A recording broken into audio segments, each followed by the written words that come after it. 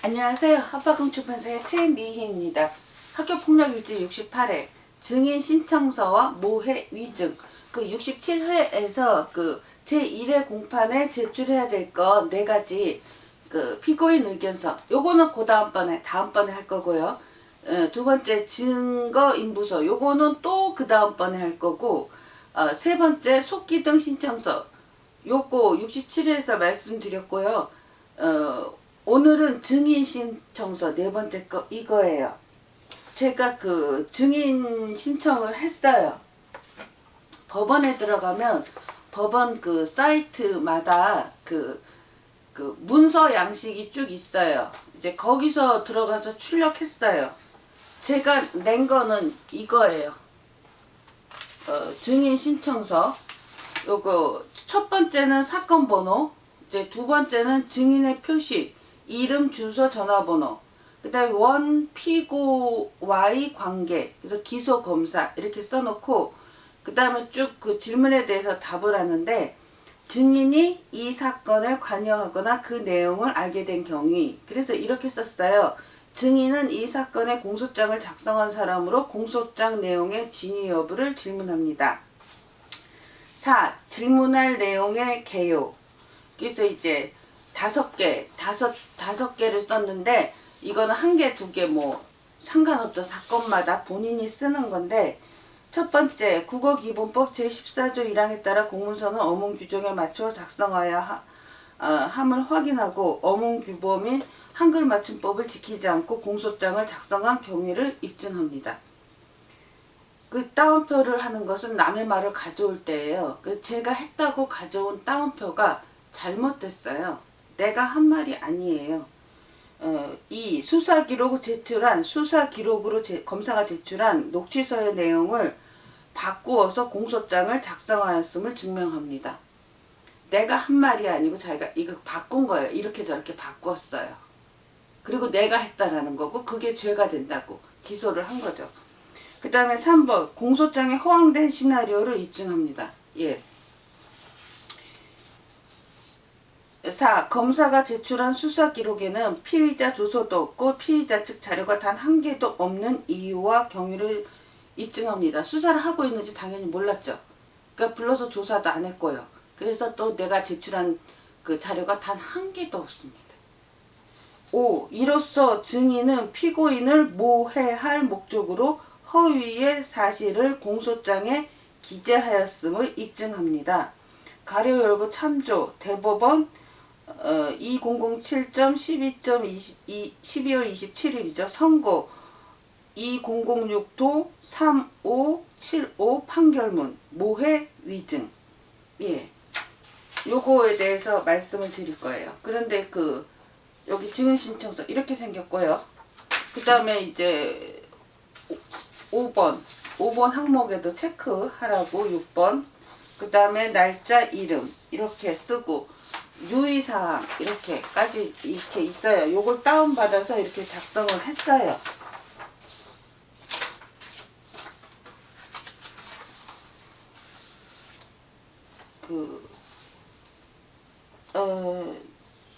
모해라는 말이 그러니까 뭐냐면은 증인 신청서 쓰면서 배웠어요. 한자를 변기해 줬으면 우리가 쉽게 아는 말인데 일상에서 안 쓰는 말이었을 뿐 우리가 흔히 아는 거예요. 모략을 써서 남을 해침. 제 사건은 모략의 시나리오를 써서 사람을 해치는 전형적인 사건이에요. 고소장도 그렇고. 고육공무원을 감사 요청했더니 성씨 따른 여동생이 아프다라고 하는 모략으로 고소했어요. 그래서 무혐의 됐죠. 그게 거짓말임을 제가 입증했으니까. 그랬는데 이번에 다시 또 이제 시나리오를 하나 만들어가지고 또 기소를 한 거예요. 그렇게 해서 저한테 해를 줬잖아요. 작년, 올해 2년 동안에 2년째. 위증은 다 아는 단어죠. 법률에 따라 선서를 한 증인이 증언을 거짓으로 하면, 그래서 이제 기소검사를 증인으로 신청해갖고 모해 위증임을 입증하고자 해요. 내가 원래도 모략이다 이거는 이렇게 썼어요. 근데 이제 법률 용어로는 이렇게 되어 있는 거예요. 그리고 이제 증인 신청 또는 증거 신청, 이거를 받고 안 받고는 이제 판사 마음이라 가지고 봐야 해요. 이 사람을 그 기소한 검사를 증인으로 신청하면 제 사건은 그냥 단박에 끝나요. 이 신청을 안 받고 재판을 질질 끌 수도 있고, 그거는 이제 해봐야 알아요. 그러면 여기에서 그 모해 위증, 이게 법률 용어인 거죠. 예. 우리는 모략, 속임수, 사기 뭐 여러 가지 말을 쓰는데, 형법 제 152조 위증, 모해, 위증 1항 법률에 의하여 선서한 증인이 허위의 진술을 한 때에는 5년 이하의 징역 또는 1천만 원 이하의 벌금에 처한다.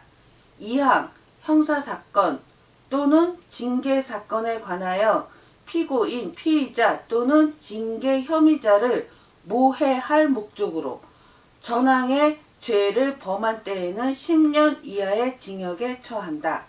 특히 2항에 주목하면은요. 예, 제 사건은 2항에 해당이 돼요. 그래서 그 다음에 이제 모해 위증에 대한 판결문을 볼게요.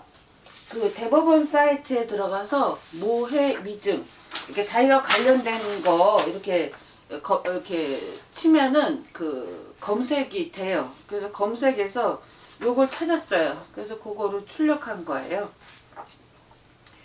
이렇게 선고 이렇게 판결문 같은 거 이렇게 공문서들을 보면서 공문서 쓰는 법을 배우고 있어요. 이렇게 보면 판시사항 형법 제 152조 제2항의 모해 위증죄에 있어서 모해할 목적의 의미 이렇게 하고 판결 요지 요거 하나만 읽어볼게요. 그 형법 제 152조 제2항의 모해 위증죄에 있어서 모해할 목적이란 피고인, 피의자 또는 징계 혐의자를 불리하게 할 목적을 말하고, 그러니까 모해할 목적은 불리하게 할 목적을 말하는 거고, 허위 진술의 대상이 되는 사실에는 공소 범죄 사실을 직접, 간접적으로 뒷받침하는 사실은 물론 이와 밀접한 관련이 있는 것으로서 만일 그것이 사실로 받아들여진다면 피고인이 불리한 상황에 처하게 되는 사실도 포함된다. 그리고 이러한 모해의 목적은 허위의 진술을 함으로써 피고인에게 불리하게 될 것이라는 인식이 있으면 충분하고 그 결과의 발생까지는 희망할 필요가 없다. 판결 요지를 앞에 이렇게 적고 참조 조문 형법 제 125조 제1항 제2항 그 다음에 전문 뭐 변호사의 이름 나오고 원심 판결 그 다음에 주문 이렇게 나와요. 그리고 이제 이유 이렇게 해서 줄줄이 쭉 써 있는데 한번 쭉 읽어봤어요. 저는 제 사건이 형법 제 152조 제2항에 해당된다고 생각해요. 알아듣기 쉽게 썼기 때문에 찬찬히 읽어보면 도움이 돼요. 그리고 이걸 보면서 공문서 작성 요령을 이제 배우고 있어요. 그래서 공문서 맨 앞장에다가 요지를 반드시 이렇게 꼭 써줘야 된다. 요걸 좀 명심하고 있고요. 그리고 문장이 간결해요. 그러니까는 수식이 별로 없어요. 수식이 거의 없어요. 근데 우리가 평소에 쓸 때는 이제 수식, 또 감성적인 용어, 그 다음에 이런 걸 많이 붙이잖아요. 감정을 나타내는 언어. 근데 이런 게 없어요. 그러니까는 그렇게 좀 써야 되겠다. 그런데 이제 내용은 똑같잖아요. 내용은. 그리고 이제 내가 모략, 이거는 모략의 말이다. 그게 모략, 이렇게 말했죠. 고소됐을 때부터. 그래서 그랬는데 이거를 이제 법률 조항, 내용은 같잖아. 이 조항을 찾아서 그거를 제시해서 써주는 거죠.